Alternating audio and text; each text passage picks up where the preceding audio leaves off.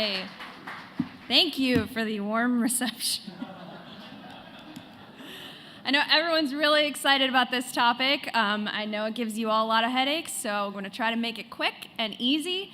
But the main theme is, if you have any questions, please come find me. I will be at both office hours, both today and tomorrow, as well as running around today and tomorrow in general. Just stop me and say, hey, I have a quick question. Environmental review is extremely complex, but don't be scared. So it will be literally impossible to get through everything we need to today. Just trying to give a brief overview for everyone. Cool. So why do we do this? What is really the purpose of environmental review?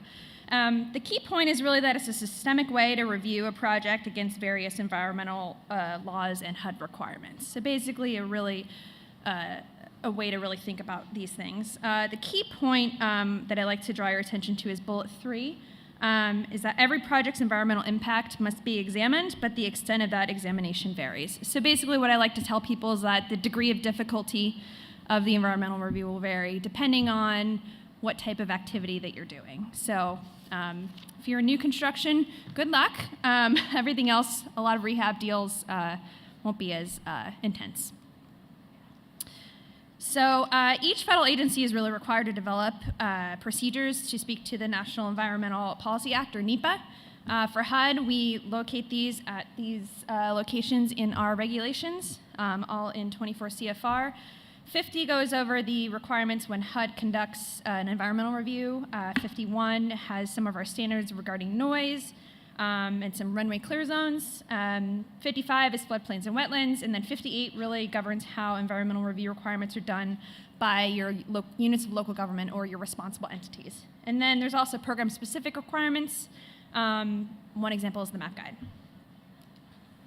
So a key part when you're thinking about your transactions, especially early on, is what route you're going to go with. Are you going to go PBV, PBRA? What type of financing are you going to get? That actually really affects your environmental review as well. The environmental review will be conducted by different entities depending on what you choose. So for RAD, all PBV conversions are done under Part 58, which means the responsible entity completes the review.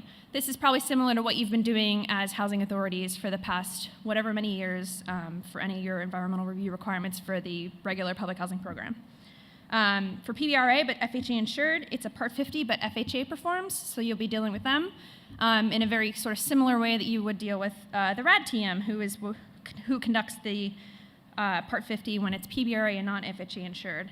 There is also a little tiny loophole that I'll call out here, but it is a small subset of deals and something that occurs under very special circumstances. It's called 24 CFR 5811C. It basically lets HUD take over a 58 and conduct a Part 50 review. We do these in cases of timing most often in recap. So we have some deals, maybe they have to close really quickly for whatever reason. I know last year we had some panic around historic tax credits going away, so we had a few reviews that HUD elected to do the Part 50 instead of the 58 because it moves a little bit quicker. But those are rare, so just make sure, but just know that's an option. So once you go 50-58, there's also a level of review within those. Basically, this is the degree of difficulty that I was talking about. So for RAD, the levels of review there's really 3 areas it falls into. Most of them fall under this first bullet, which is categorically excluded from NEPA, subject to the related laws and authorities, which HUD thankfully abbreviates into CEST. All projects that undergo RAD are initially at this level. Basically, you can fall under this if you don't increase your density more than 20%. You don't change your land use, which you're not because you're going residential to residential. And then the cost of rehab is less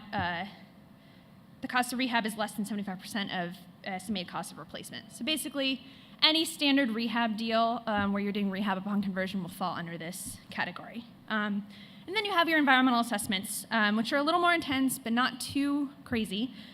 Basically, all the projects that are not categorically excluded, so any new construction, demolition, any other major physical impacts. And then some projects can also be exempt, which is a Part 58 option only. Basically, it converts from CEST to exempt when all the related laws and authorities require no compliance. We can talk a little bit more about the related laws and authorities in a bit. one thing I really want to make clear here is that the environmental review is on the whole project or the undertaking. So even if you're building some maybe tax credit only units on the existing site, you're adding in some density, we're still reviewing the whole thing. So even if that new construction is not non-HUD in that you're not doing RAD units in them, we're still reviewing it. It will still be new construction, and therefore it will still be an environmental assessment. So here's a graphic that I stole from the HUD Exchange, which is a great website to look at if you have any general questions about environmental review as well. It's a great resource. I circled the 2 areas where HUD projects will fall for Part 50, and then above that is the sense, which you will never really get to. 50.4 and 58.5, or where the related laws and authorities live. Those are the things like airport hazards and coastal barrier resources and noise and a bunch of other laws and authorities that you have to demonstrate compliance against. And then for the EA, you could see that there's also environmental assessment factors in NEPA analysis, so that goes into things like zoning and transportation and education. So how is environmental review implemented for RAD? So really, how does RECAP do this? So we rely really on 2 pieces of guidance to really implement environmental review. The main primary one is the Chapter 9 of the MAP Guide. And then we also have our own programmatic guidance, which is the environmental review requirements for first component RAD conversions.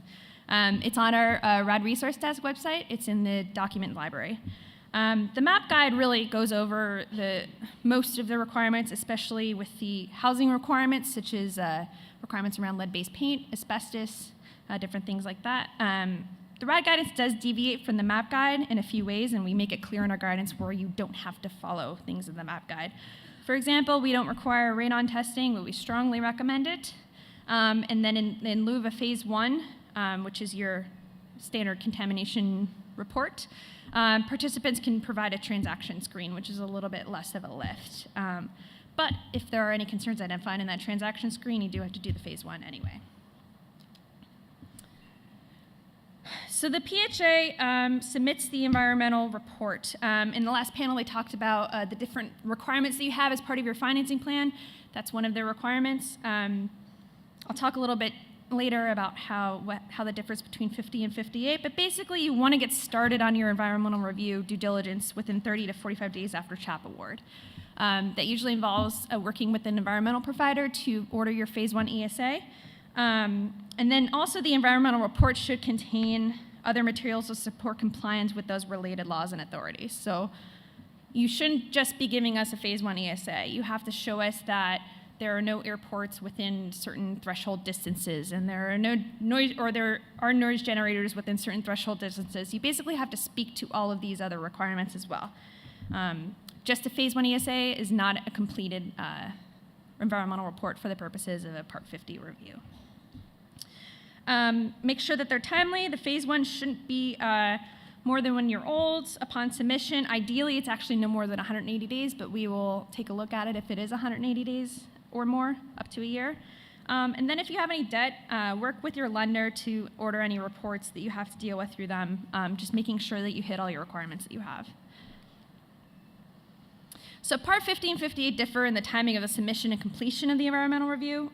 For 58, it's really up to the responsible entity's requirements and how they do things, but environmental review completion is evidenced by either a signed HUD Form 7015.16, which is the authority to grant use of funds, I think is the acronym, or a finding of exempt activity, which is signed by the responsible entity. Basically, those are the finish line for Part 50E environmental reviews, and those should be uploaded to the RAD Resource Desk. For Part 50, you're submitting the environmental report, like I said, that Phase 1 ESA and all the other stuff as part of the financing plan. So, and then the Part 50 is then conducted by whoever is supposed to conduct it. So either the FHA underwriter or your RAD transaction manager. So basically, just an important thing to point out is that 58 reviews are completed prior to the financing plan submission, while 50s are completed sort of after financing plan submission. So I just wanted to give a brief introduction to HEROES. HEROES is our electronic system to capture environmental review records, basically how HUD is documenting all this stuff. For Part 50 reviews, HUD staff have already been using HEROES to conduct the review. No more handwritten stuff, and it's all in one place. They like to call it TurboTax for environmental review, basically a way to think through decision trees and make sure that you're doing the least amount possible to satisfy these requirements. It's really great to use. Access to HEROES by PHAs and partners, which are environmental consultants producing the environmental reports for PHAs, is actually available now. So you can actually go into HEROES yourself and directly enter this information. What happens is you'll get to the level of making a decision on if it's under compliance or not. So you'll give us all the stuff, and then we still make the determinations. So here's a screenshot of one of the screens in HEROES. Pretty straightforward system. I think it's one of the better HUD-run systems, so I'm not sure that's saying much, but it's a really good one. Great. Okay, so some best practices. Most important is that if you do encounter an issue while preparing your reports, please do not hesitate to reach out to your transaction manager, PIH field office staff, or HUD environmental staff. We are here to help you, and if you find something problematic, please come to us. It's extremely important that you do so early. Sometimes we find things, I know in the last panel, someone brought up finding out a project was in a floodway when they already had their RCC. Like, no one really wants that to happen. That's not a good thing to have happen because you have your financing in place. You're going to end up blowing up some of these agreements you've had. You've done all this work. It's just better to find out early and figure out what we can do to work with what the issues are. Don't take any actions prior to receiving the environmental review approval. So if there are issues that need to be remedied, the review will be completed but conditioned on mitigation. I had a review recently where they had an underground storage tank that they had to remove, and they went ahead and removed it and put it in an above-ground storage tank without us completing the review first, which is a big no-no. You can't do anything without environmental review compliance. So just make sure you're not doing anything like that. Again, talk to those 3 groups of people. If you have any questions, it's always better for us to know and to understand the problem. And then finally, provide all the materials to speak to the related laws and authorities so that your review is completed timely. The HUD Exchange, which I mentioned before, has partner worksheets to assist in your preparation. So they're really step-by-step worksheets to help you assure that compliance. So for example, coastal barrier resources, some states don't have what they call these CBRS units. Tennessee is one where there aren't any coastal barrier resources. So you actually are in compliance by virtue of being in Tennessee. So there are very easy ways to satisfy compliance for some of these, and those worksheets really help you sort through that. So briefly, just to go over some of the resources, the HUD Exchange is a great website. You may have already been on it to look up some of these requirements. It has a lot of general information about the related laws and authorities, about NEPA, about the EA factors, and also the partner worksheets are up there. And then there's these things called WISER modules, which are publicly available, like mini trainings on different environmental requirements. So just really great resource to have. The RAD Resource Desk contains a lot of our guidance, including our RAD guidance on environmental reviews and any updates that we will have. We're hoping to get out some revised guidance in coming weeks to months. So keep an eye on the lookout for that. And then the MAP Guide also has really specific information about housing requirements such as lead-based paint and asbestos. Okay. I know you're all thrilled with that. I'm really glad I went after the cookies, so you're all still awake. If you have any questions, please let me know. I think I'm good on time, so we're going to move on to our next topic, which is fair housing and civil rights reviews, which will be moderated by Will Levy. Thank you.